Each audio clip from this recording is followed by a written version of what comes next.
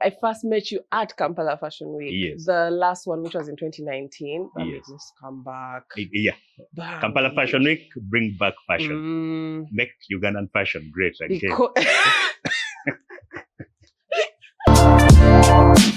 Welcome back to Kampala Mode. My name is Lynn and I will be your host as we talk to all of Kampala's fashion favorites.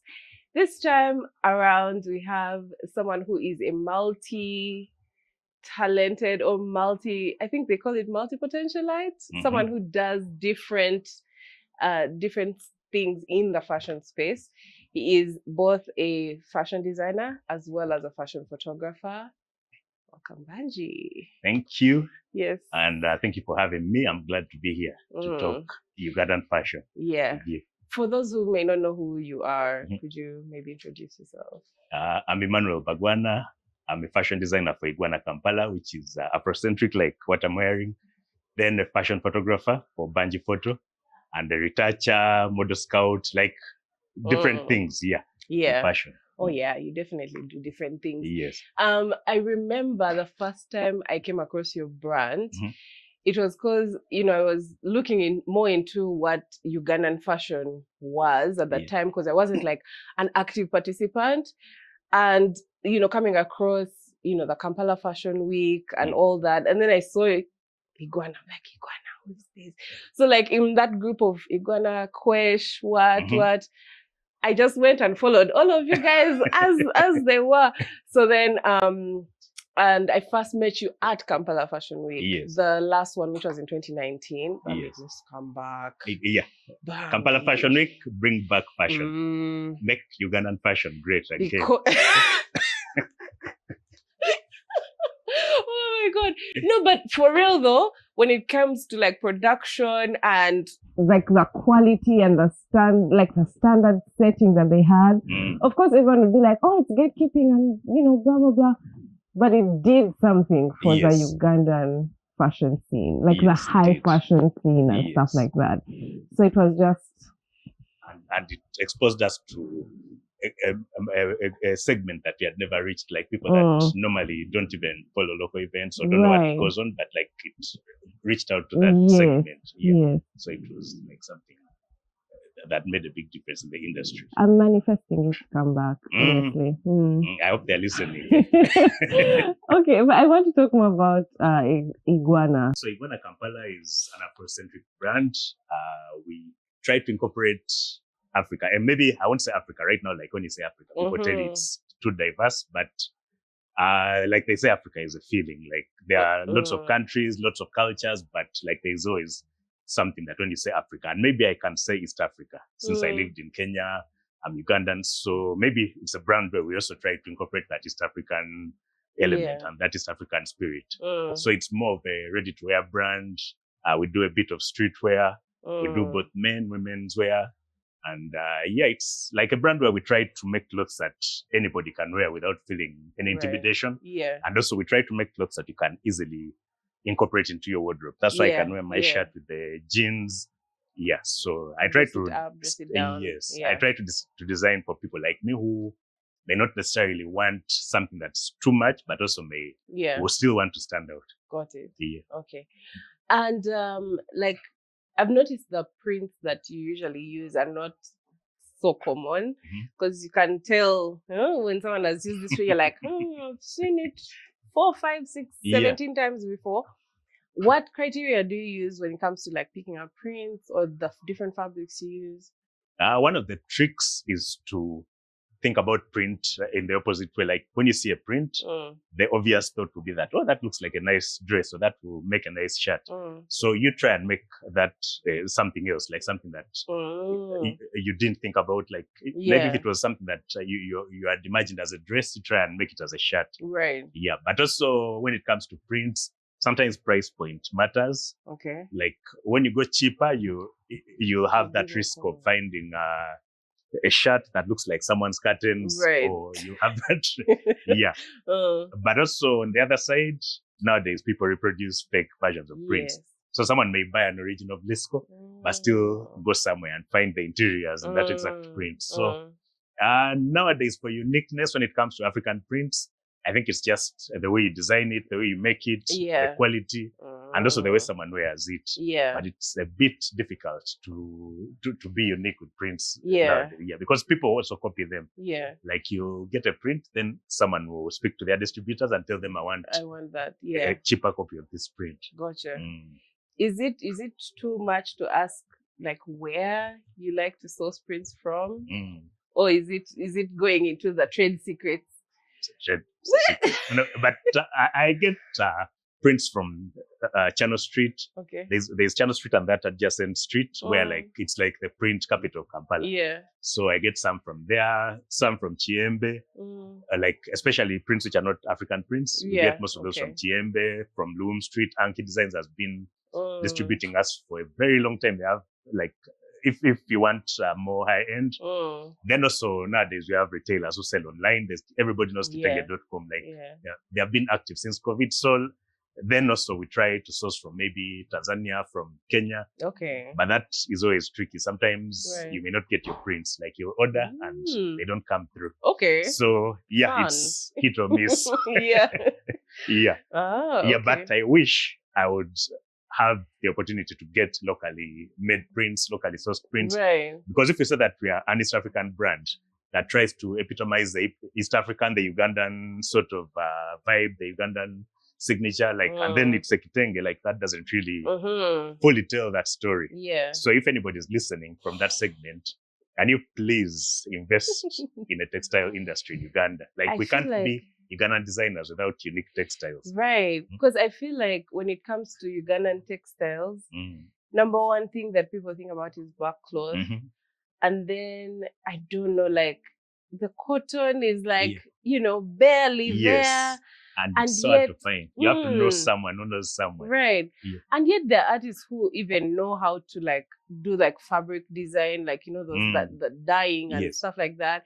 Because I feel like it would be much more meaningful if we had like our own motifs in the prints. Like, how Ghanaian and Nigerian prints, they actually have stories. Those symbols have meanings and stuff like that. And it's like, why don't we have our own? But I feel like it's very tricky. Because I was trying to research and I was trying to speak to some people, like because Ghanaians like have that strong heritage when it comes to prints. They have Adire, then Ghanaians have Kente, like they have mud cloth in some parts of West Africa. So in Uganda, I don't know if you can help me, like apart from back cloth, like what's our heritage when it comes to prints, when it comes to textiles? I think, the name is evading me. What do they call that? The striped? Chikoi. Yes, I think that's the only other one. The red chikoi is made in India. There we go.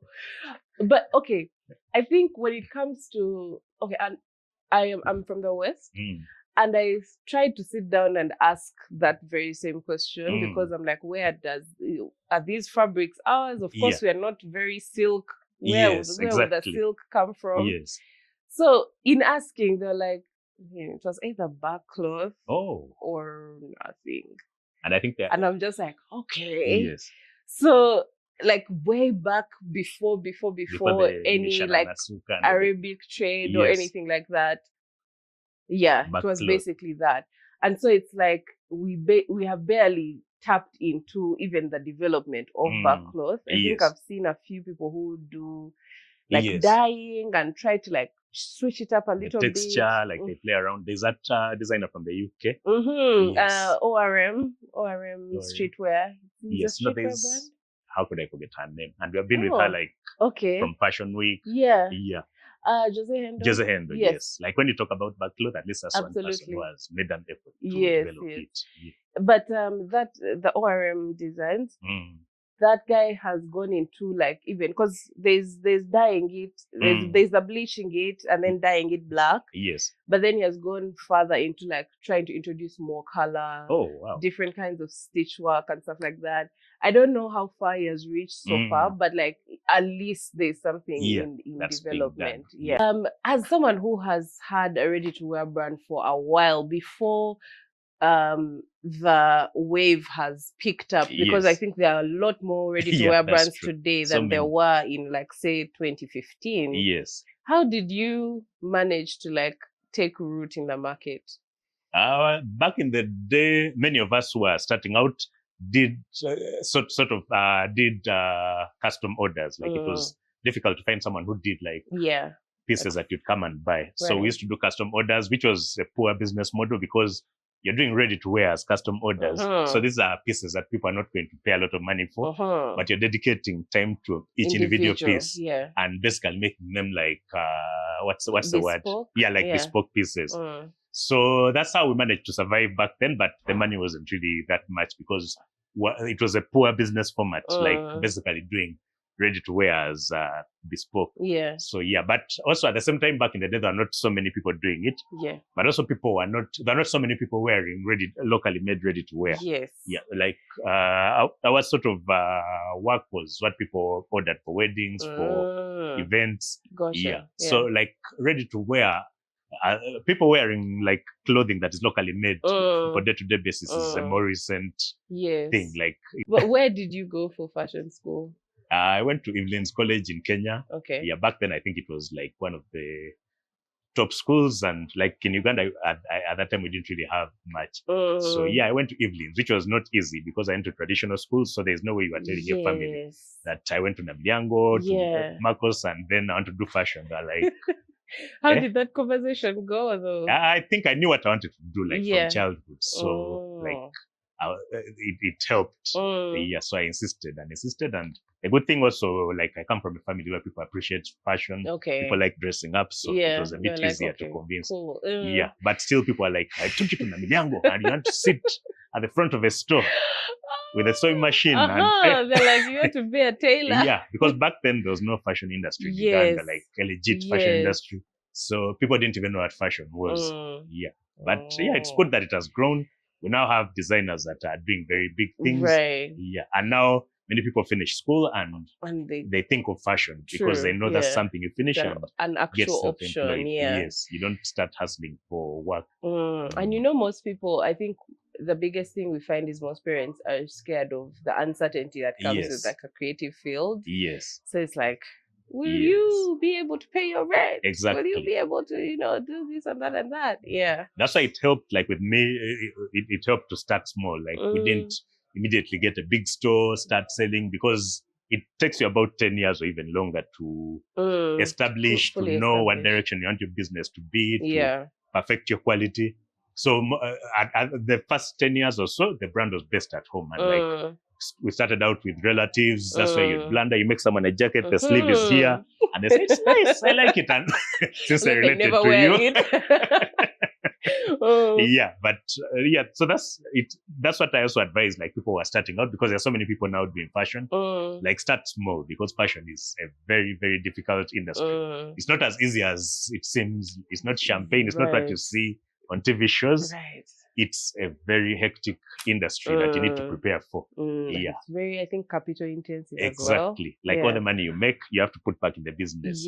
Because every time you go to the fabric store to buy one fabric, you'll come back with 10 or 15.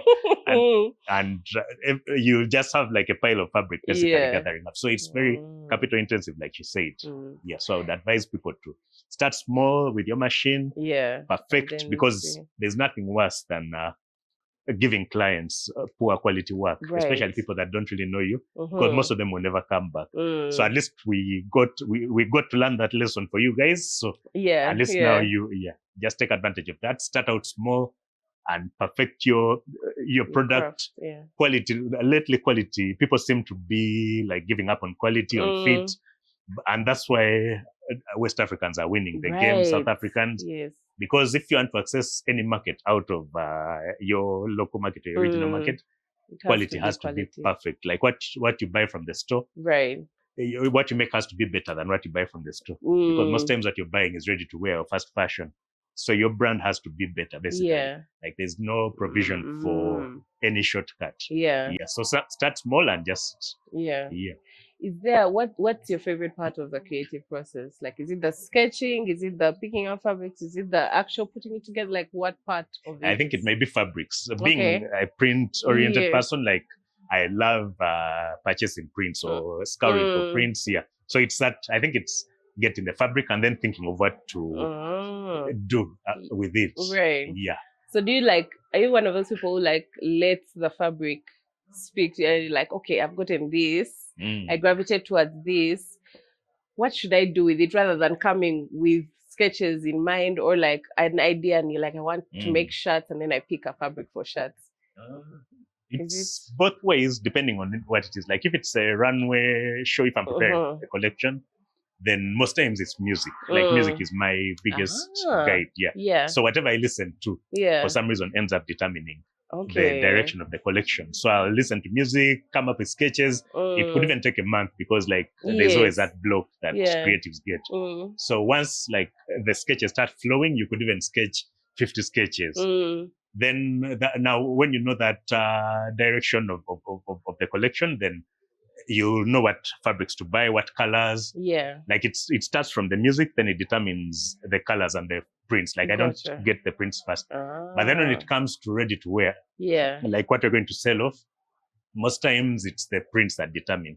Okay. Like I'll know that maybe we need 10 shirts, then get the prints and see what prints work for the shirts, what colors work for this. Yeah. So it depends on what I'm preparing for. Yeah. Yeah. Or if it's a client, then of course they'll have to come in for a consultation. Yeah. Then I'll ask them what colors they like, what sort of prints, and then that will move on to the style or vice versa. I'm glad you brought up music. You've always had a very interesting like music sense and very diverse. What are you currently loving to listen to? What am I currently loving? I don't know many of the names, but like just in general, I like the new breed of R&B artists, the new breed of soul artists. Yeah. Like many people in my age group and all, they're like saying, oh, these people have ruined music. Music is dead. But it's because you guys don't support that music. Yeah. Like most of those independent artists are out there and no one listens to them. Yeah. That's why like you find them not on the charts, you find them not filling out stages. I remember Ari Lennox, I think at some point wanted to quit the industry because she wasn't really doing anything. And yet she's very, very talented. Yeah. But there are so many, and the females, I think, are killing it in the game. Yeah. That's why for creatives also I'd advise them to broaden their music tastes. Like you'll be surprised how much music can spark something exactly within you. Yeah. Okay. So, but I'm loving the new R&B. I'm loving the new soul. I'm not loving the new hip hop so much. Yeah. Yeah, but my music tastes are broad. Like I mean, like sometimes you'll find you listening to like Ethiopian music from the 70s or like what I'm like, oh yeah, and I'm actually loving Ugandan music from the 70s and 60s. Okay, I came across it on YouTube. Yeah, and there's that popular channel on TikTok. I've forgotten what it's called, where they post throwbacks from Uganda. I think I remember. Yeah. Yeah, so they have those. They have those humorous songs and they're really well produced. And I think my next collection will have an element of that 1960s, 70s Uganda, back when people are very classy, like not like now. Which is, oh, shots fired. Yeah, like Ugandans in the 60s, 70s, that's why you see these glasses. Yes. It has that retro. Yeah. Okay. What part of the creative process would you rather outsource? Production. Okay. Yeah, that was so easy. Yeah. Yeah, and I would advise everybody to outsource production because it's the make or break of your collection, and it's also something that's not so predictable. Like it's something, if you have someone who can produce for you premium quality, then you're better off outsourcing, especially if you're doing bulk production. Yes. Sometimes doing bulk production in-house is a bit tricky. Yeah, you may not be able to keep up with that perfection. Right. Yet if you outsource with someone who is used to that, they know how to repeat the exact same thing. Gotcha. Like for example, if you're exporting maybe to the US or to the UK, and you're sending maybe 50 shirts, they'll need those shirts to be the same. Yeah. Like the large shirts will have to be exactly the same. Small shirts will have to be exactly the same. So if you do it in-house and maybe one of the sleeves is slightly longer, they may send back your whole order at your own cost. Damn. And expect a refund. Yeah. Yes. So like in my case, it's production. What has been the biggest challenging part though for you when it comes to fashion? Fashion, the finances, like you mentioned, it's capital intensive. So like you need to, basically all the money you make, 3/4 of it goes back into the business. So like you have to plan very well, like the way you run your business. So of course the financial part, then the fabric part, like we mentioned earlier, it's because our brand is a print-centric brand, and prints are very tricky nowadays. We haven't really talked about the photography bit. Yeah. Which came first, fashion or photography?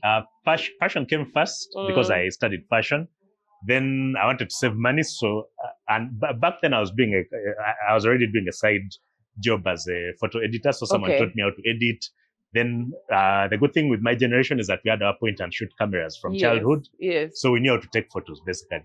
So I started taking photos of my own brand, taking different pictures, models wearing my clothes, and at some point people saw them and were like, "Oh, why don't you take photos of my thing? Why don't you?" And that's how I started doing it professionally. But fashion came first. How would you describe your photography style? It's how I don't even know. It's not raw, but it's a mix of raw and sort of polished. Like I don't like that overly polished look. But again, I'm not going for that Jagan Taylor sort of very raw, where you sit in a dump stand, they take your picture like looking confused. So it's just it's like a nice cross between the two, and it's very fashion oriented. I love the outdoors. I'm not so much of an indoor studio photographer. Gotcha. So so I love the outdoors because of that surprise that the weather gives you. Right. If it's too hot, it will surprise you with a harsh shadow somewhere. I have never heard of someone being positive about the surprise of the weather. It's always like, I just need the clouds to be perfectly placed over the sun so that it diffuses this for me. And then, get this over the way or whatever. But I like the element of surprise. Because it's fashion photography, and we were discussing it earlier. Like fashion is storytelling. So like outdoors helps you to tell that story. If it's studio, like you have to maybe do it with the poses, you have to do it with the lighting, with the shadows. But outdoor like gives you those options and like those power of the moment sort of decisions. Like maybe your plan may be to shoot from here, but then you see that tree at 12 p.m. and maybe it has something more dramatic. And like you shoot from there. Okay. Is gear important? Like, do you have to have like the most camera of the cameras or, the lightest light? Like, tell me about the gear. That's controversial in the photo industry. Like, because it depends also on the photographer. Like there are some photographers that are very technical, like they want perfection. They want the shot to be very perfect. They want your face to be very perfect. Then there are others who are more creative, like who may even want some blur, like they won't mind if half the face is blurred. Gotcha. So that's why right now point and shoot cameras are coming back. Like people are using old fashioned, which may not be like the most sophisticated gear.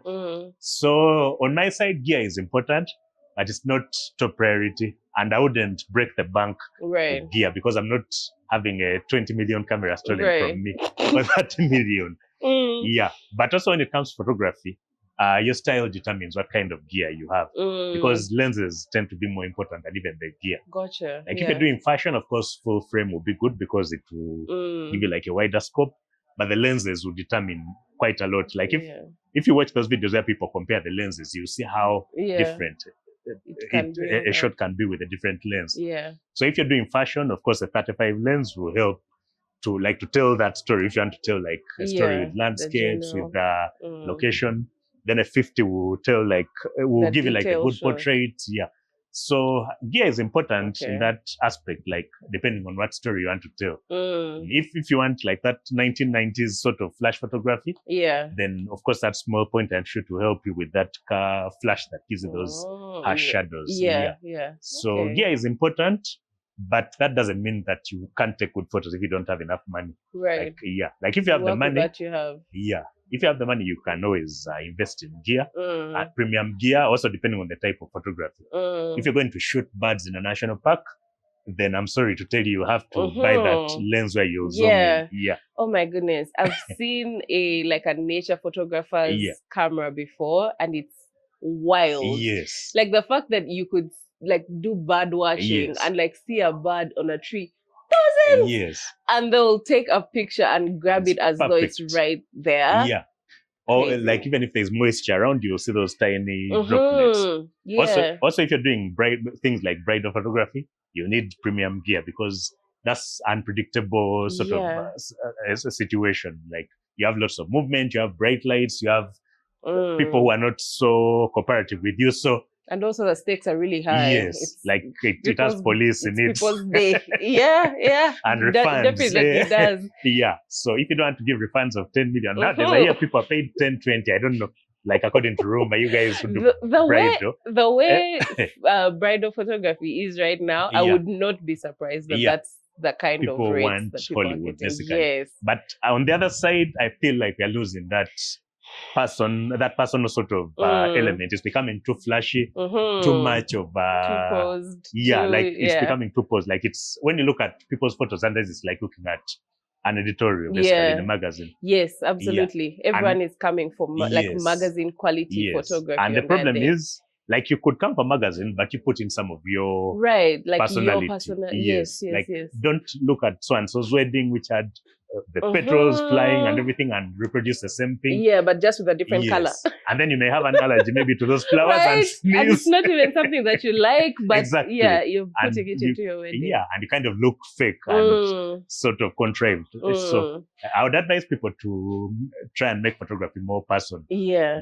There's a global trend in like bridal photography that I noticed that I love, which is like the documentary style. Yeah, nowadays. Yeah. Where it's like candid and just letting people be as they are. Yes. Because in my mind, at least anyway for me, and what I would have wanted, it's like I want to enjoy my day. Exactly. Like I want to exist in the day. If we need a photo with the parents and stuff like be like, first go and talk to your parents that, and then let the moment, be.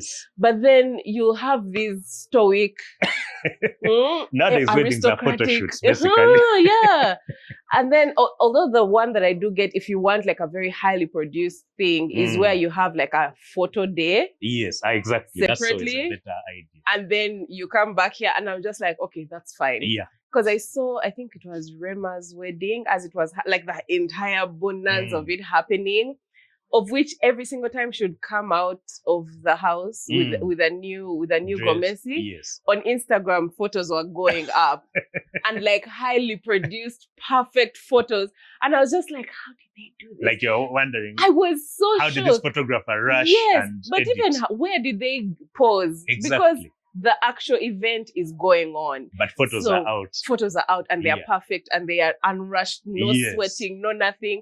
But then here it's event. Yes. So I was just like, that makes They do that. I think you see Beyonce, like when she has events, she always has a photo shoot in advance. Yes. Even many Nigerian celebrities now do that. Yeah. Like they'll get a perfect photo shoot, which sort of captures the entire vibe of what they want. Yes. And then they'll go to the event. Yes. If the event photos are there, if you have shadows, if you have lighting from under and like those raccoon eyes, you won't. You won't be like it's the end of the world. Yeah. You'll have your well polished photos because nowadays also like. People are all about image. Yes. Consistent image, consistent quality. So like they won't want anything that's out there. But I would encourage Ugandan brides, grooms, and people who are planning to do weddings, graduations, to go online and see how people are doing it out there. Like still people have polished work, people have perfect things, but they put in some personality. Like it's not just getting people to stand somewhere without any story. I know this has nothing to do with photography, but like the decor space, it's gotten me up to here because it's like we're in a field. Is it a field or like gardens?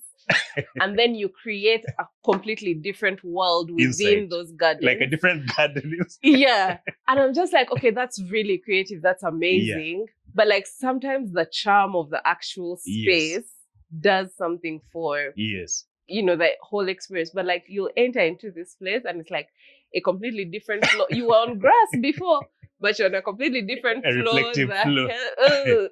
And everything. And I mean, it works for some people. Yeah, and I mean, like, weddings are, it's up to the bride and groom. Like, it's their day.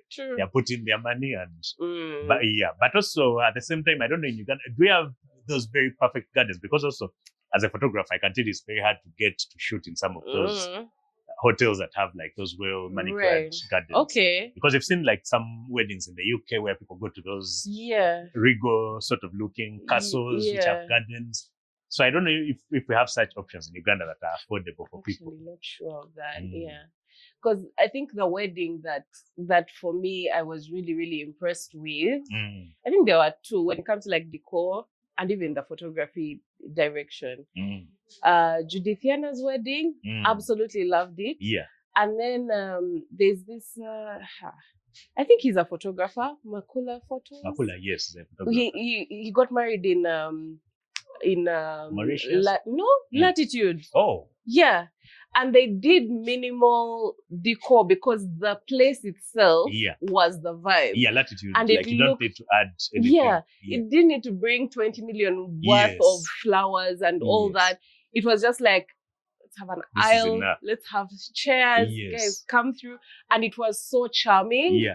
And I was just like, yes. That's what I'm saying. and I love it also when people incorporate like some Ugandan elements. Like it's not a must for everybody, but I like it when some people do. Yeah. Like I don't know if you've seen those kwanjulas where people do like all the decor, like it's perfect and it's well done. Yeah. But they try to bring out like that traditional element. Right. Like with the colors, they'll have the browns to mimic backcloth and like it looks very unique. Yeah. Like that's something that I really like. Yeah. But in the end, like people shouldn't be mad at us. It's your wedding. It's your style. It's your wedding. It's your money. Yes. It's your vision. Do what you want to do. We're just here talking. Yes, exactly. But try and sit down with your photographer, with your videographer. Tell them your story. Maybe tell them how you met, what you like. Let them just incorporate something. You'll be surprised how different it is. Yeah. From just a general. Going with what is trending. Yes. And like just because a certain song is trending doesn't mean that it's what you should use. Like to work down that. Yeah. Because also one thing with trends is that 20 years after or 10 years after, you'll get bored with it. Like remember, at the time, very polished photos were in trend. Everybody was doing a particular style. Then once that was done, everybody got fed up and like, and so when you look back on them, you're just like, oh, you're like, what, this cartoon? So like, yeah. So people should be careful with trends when doing things that you expect to last a lifetime. True. You don't want your wedding photos in your living room in 20 years and then you start asking, who are these? Like, like, or maybe your grandkids asking, who are those like, in the living room? So, so like it's good to keep it classic. Well, of course, like, doing whatever the hell you want. Yeah. I would say bridal might be the most profitable space for photography. Most definitely. How profitable is editorial? Not at all. It's not. It's not profitable at all. But in other countries, yesterday I was watching some campaign. I don't know if you saw it. There's a brand from LA, a shoe brand. They went to Nigeria, they shot a campaign, they did their video, they did the photos. So they used a full local crew. They used local talent for styling, for makeup, photos. So once we get to that level, then it will become profitable because out there, fashion photographers get the most money. Like if you work on a Gucci campaign, the fashion photographer will be one of the top earnings. So hopefully at some point we can also start getting sourced by brands out there. Then we'll earn money. But otherwise in Uganda, editorial, people say, I want some photos. Then once you say, oh yeah, you'll just give me this amount. Yeah. I say, okay, I'll get back to you. The last time you hear from them. Yeah. Remember, we have to sit on computers to edit those pictures. We have to buy gear. Yeah. And fashion photography is a bit more hectic. Like it may look as if they're not edited, but that's actually the most hectic photography to do because you have to edit. It's like makeup, how they say, the non-makeup look is more difficult than actual makeup. Actual glam make. So even photography is the same thing. You can't use auto software that makes everybody the same. Like you can't just say press soft skin, then it softens everybody in the shot. Right. Like you have to. And lately I think many people are getting over the whole collaboration thing and all. Like if it's a collaboration, it has to be like a meaningful. Yes, exactly. Yeah. Like it has to make sense. then it has to be, also you have to trust people. Like now there are people that we work with, that we know, because sometimes someone will come for a collaboration, but when they have other intentions, right, you may see it on a billboard somewhere. Yeah. Has it ever happened to you where someone came for collaboration, but they had... That happened to me when I was a commercial model back in the day. Yeah. But for photography, we've had issues with people tagging, and because collaboration, like as you know, we normally collaborate with you. Tagging is the payment, basically. Like everybody needs to tag so that people will see them and know that, oh, so and so made this jewelry. Let's go there. Yeah. So we always have such issues where people don't credit, or someone will get the photo, put it on a flyer without asking. So there's always that issue. Weirdly enough, I feel so proud whenever a photo that we did for like an editorial for like, let's say a musician or something like that ends up on like their promotional tags. I'm like, oh, it was a nice pic. That's all you chose. Okay. But like, I get what you mean. Yes. And it also depends on your relationship with them. Like if it's someone that you work with, someone who gives you sometimes paid jobs, then of course you didn't have an issue with them. Yeah. But with collaboration, and I think that's what we're talking about earlier with passion, like why Ugandans are not so much into collaboration, they are paranoid about it. It's because we don't say no. Like we don't sit and sort of speak up and say that, no, my brand won't be visible. I want this. Am I getting this? So we wait for the project to end. Then after people get angry, they shut down. They're like, I think like that. That guy doesn't edit people. Those photos are not edited. They darken people, because some people say you darken them when you give them their actual skin tones. Yeah. You darken us. So it's used to being lightened. So you have to ask all those questions. Then also with collaboration, you must look at everybody's work and see if it connects to your brand. Yes. Absolutely. Otherwise, you regret working with them. Let me tell you, that's one thing I learned. Like it was just like learning on the job. But you cannot take, a studio photographer and then throw them into the field, or vice versa. Or like someone who focuses on portraits and then you want them to do like a full editorial thing. It won't the magic will get lost. And you're like, but how come it's not like your other photos? It's like, because it's not like your other photos. Because a technical photographer most times will be on their camera adjusting everything, perfecting. A creative photographer will be on their back, like swinging from a balcony. They won't care whether the settings are going. So like someone has to know exactly who you're collaborating with, and like make sure you're hard, like even if you're the smallest person in the group, even if you're an intern, even if you're the youngest designer, make sure your voice is hard. Make sure you ask that, what am I benefiting? What are these photos going to be for? They tell you that, oh no, this is just a collaboration with Airtel or with what brand, that they use these for charity.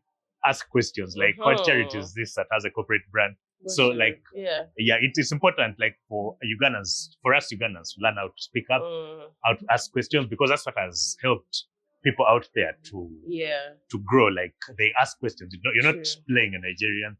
Like you're not collaborating with them and using their photos for a commercial gig. They'll come and shout at you. I think it's important to have this kind of information, because there's nowhere that people go to like learn. There's no playbook when it comes, especially to the Ugandan market. Most definitely. You cannot just look at what other people have been doing, say in like New York or in Paris, and then say, okay, now they do that there, so here let's do. It's like, no. It's then different. You look at what works for people here, but then for many young creatives, I think there's always that phase of trial and error.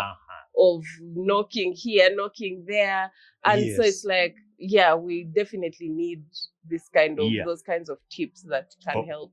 Because when that trial and error sort of phase normally knocks down many people and it sort of hardens them. So that's why it's very hard to approach people, to talk to people. Absolutely. Everybody just disappears into their small cocoon, their workshop. They're like, these people are the ones who work with me well. I'm not working with anyone else. Like I've had people tell me that, oh, you guys have your own groups, you don't work with people. Satisfaction only calls you guys. Kampala Fashion Week are your friends. Like, in fact, most people in fashion, I think at least 3/4 are nice people and who are willing to help. It's maybe a quarter that maybe give you an attitude or turn you away.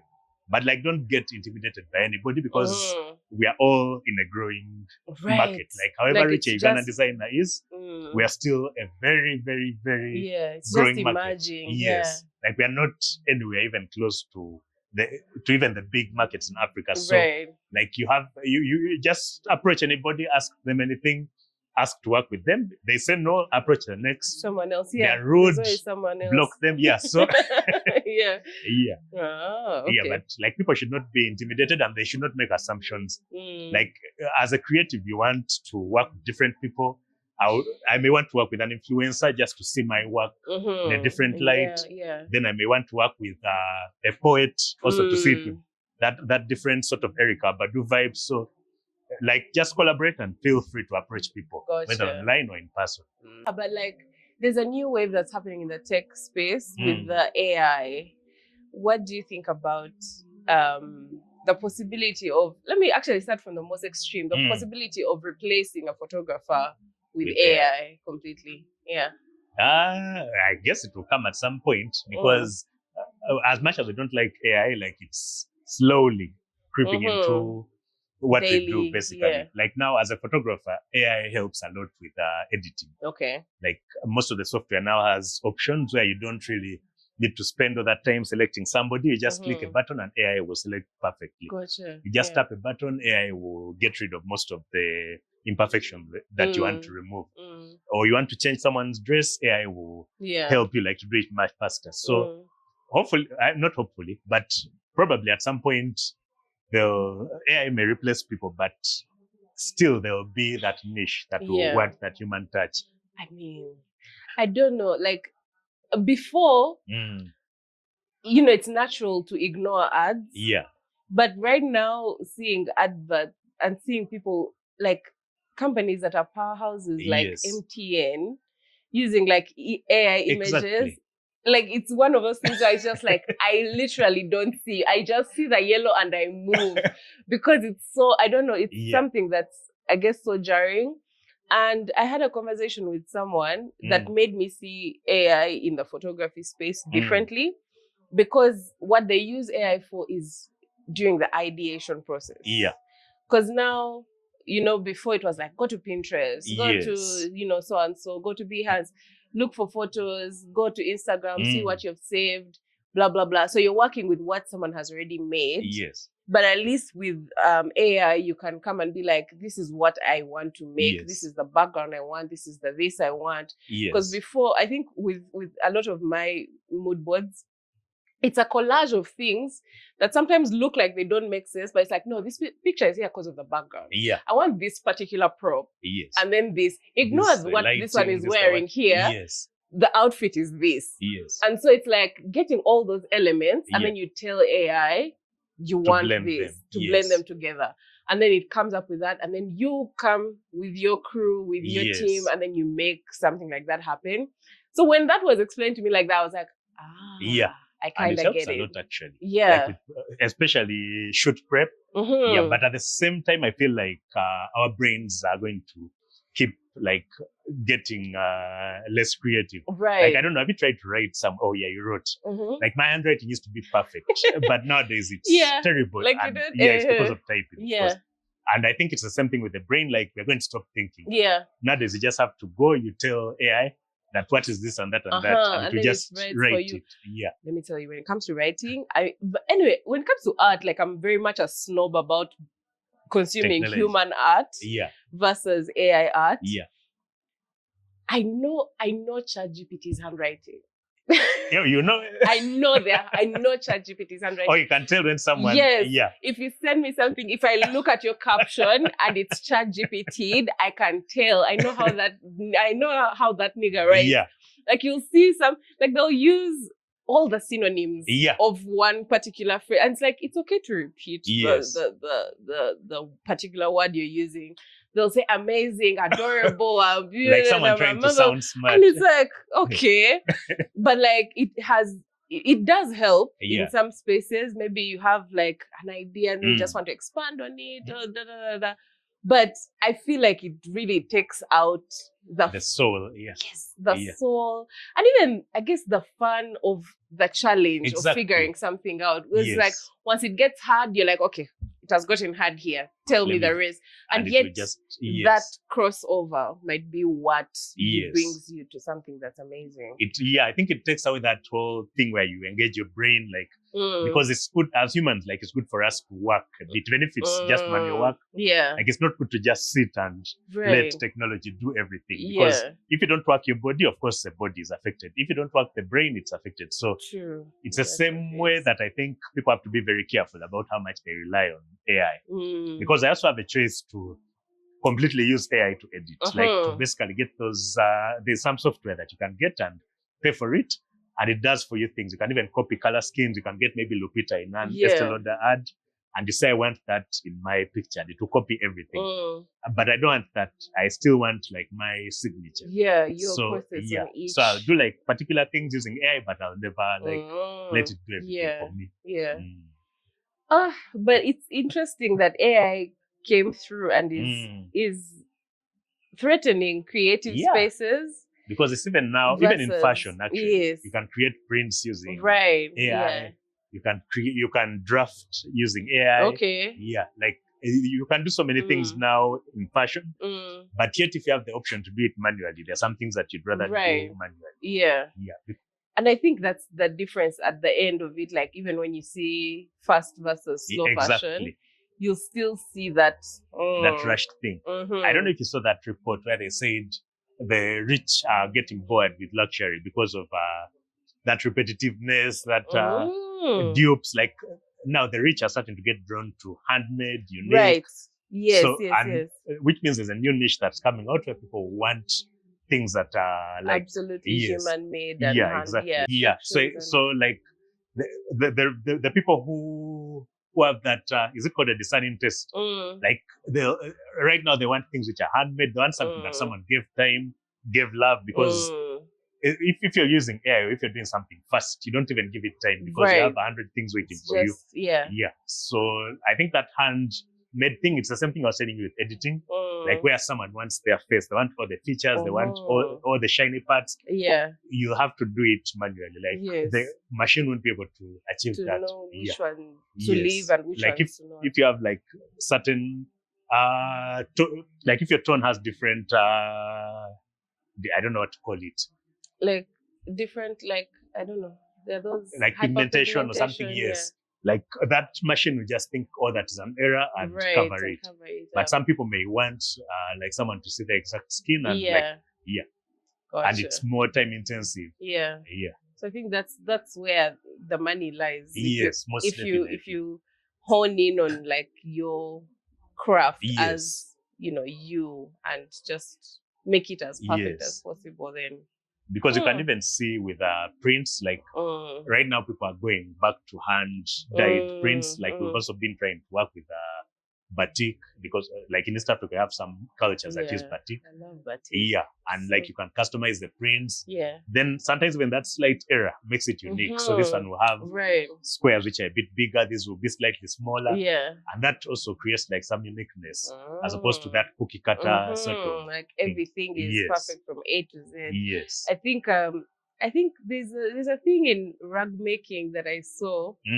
I don't know if it's Persian or like Arabian, where when they're making the rugs, when they're making those carpets, they intentionally put a mistake in there because like they're like, no one makes something perfect apart from God. I will make sure there's one imperfection in it, and that's how you will know that it's handmade as well. Because you're like, oh, is it perfect? If it's like everything, the pattern is absolutely perfect, it might not have been as quality as And of course, like there are people who will never buy the machine made rugs, like people, and you can't trick them into buying it. So I found that thing really, interesting. And AI, by the way, has also gotten into fashion marketing. Like of course you mentioned with adverts. And me, I can never trust a brand that because they always tell us to use AI models. They tell you that, you'll never have to do a photo shoot again in your life. like these models can show off your clothes, but it looks fake. Like, there's a difference between. You remember that moment where this brand Hanifa did the 3D models during lockdown, and they had a runway show that had no people. Yes. And it was so like, oh my goodness, this is a game changer, blah, blah, blah. Yes. I feel like there's a difference between that and then completely having an AI model. Yes. The clothing is AI.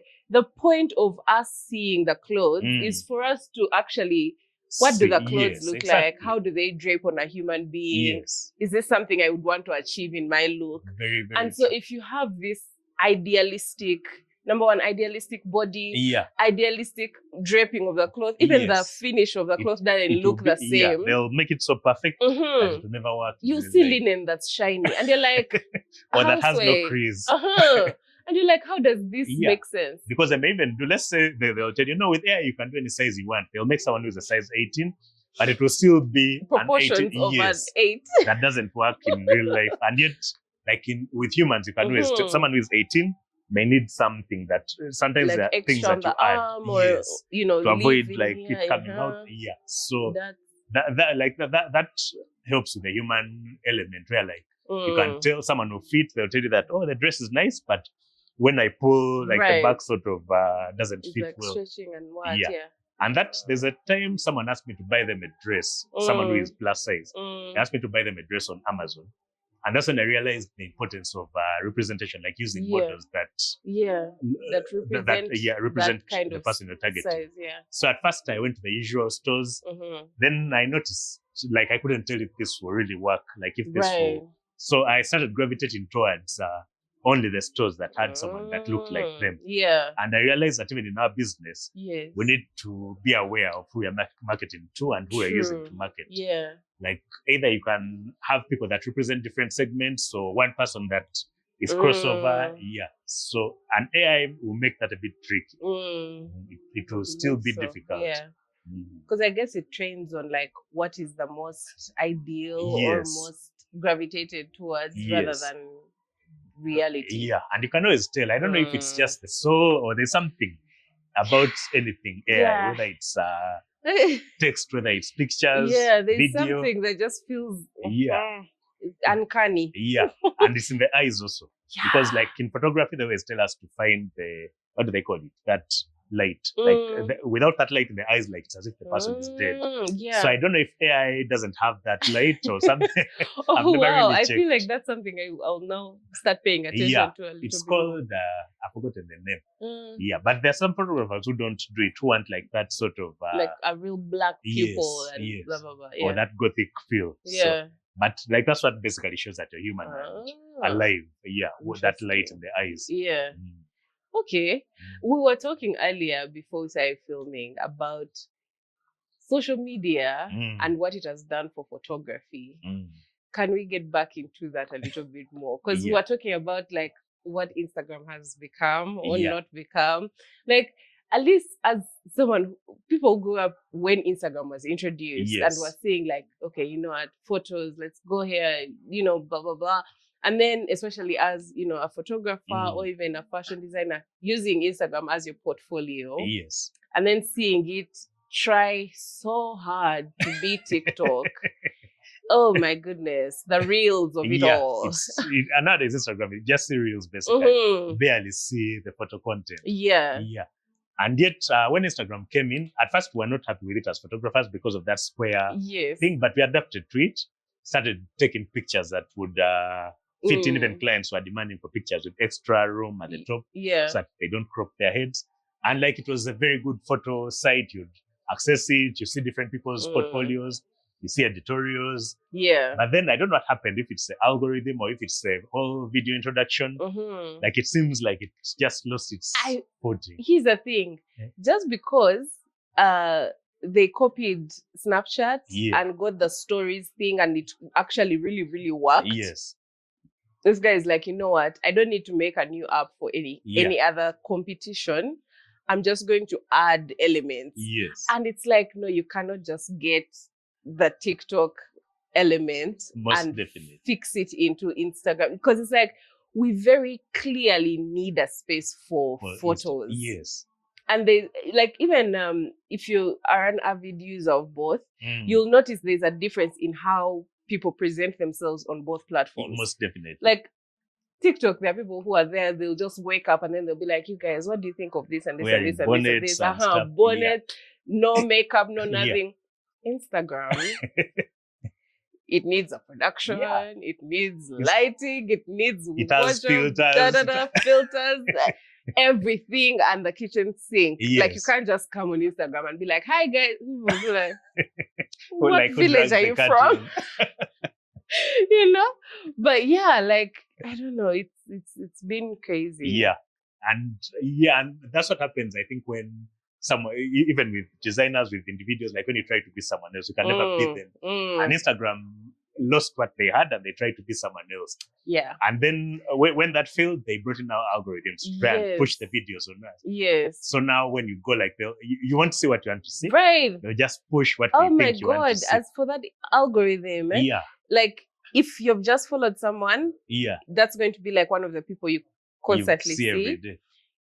Like, unless you go on Instagram with someone in mind, like to search and be like, oh, I want to search this, you'll just scroll and see the usual 3-4 people, 5 ads, and then you'll leave stage left.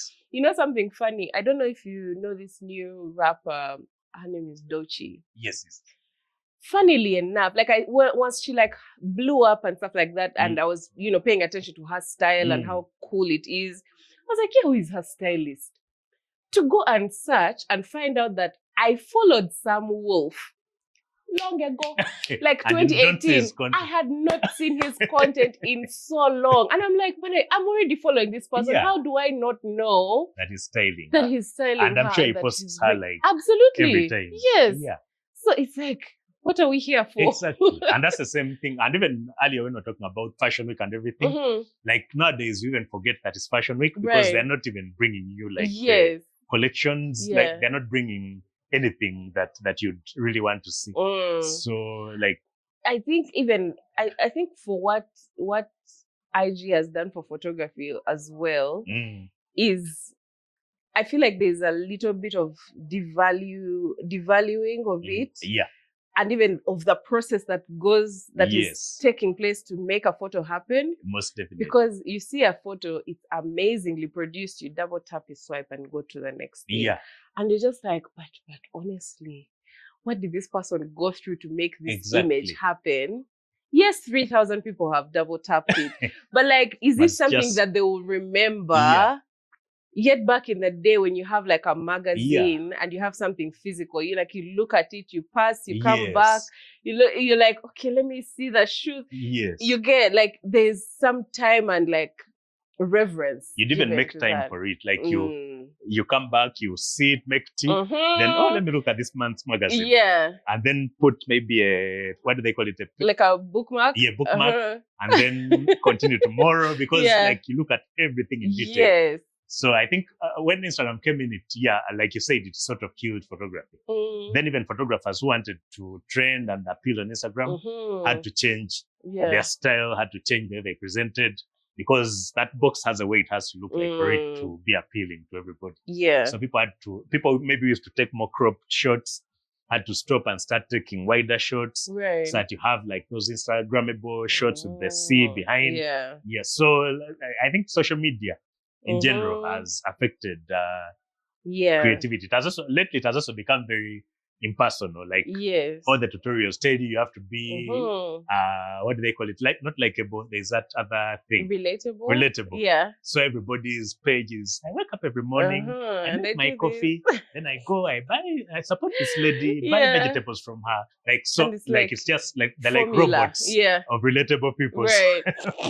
Which is so boring. So nowadays you go on Instagram, scroll maybe for 2 minutes and then get into something else.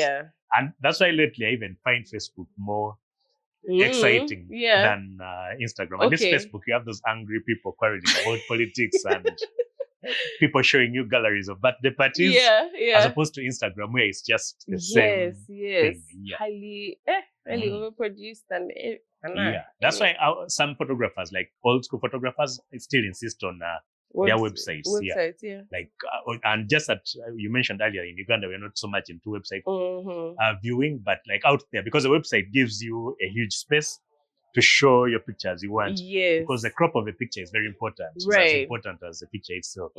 So if Instagram crops everything into a square, or right now into a rectangle, like it still changes your aesthetic and changes like how your work comes out. Definitely. So if you have a website, like you may want to showcase a whole editorial in one sitting where someone can just scroll and it just tells the whole story. Right. So people are getting more into websites. Some are like getting over with with like the social media. They just post once in a while. Right. Maybe they tell you for the rest, link in bio.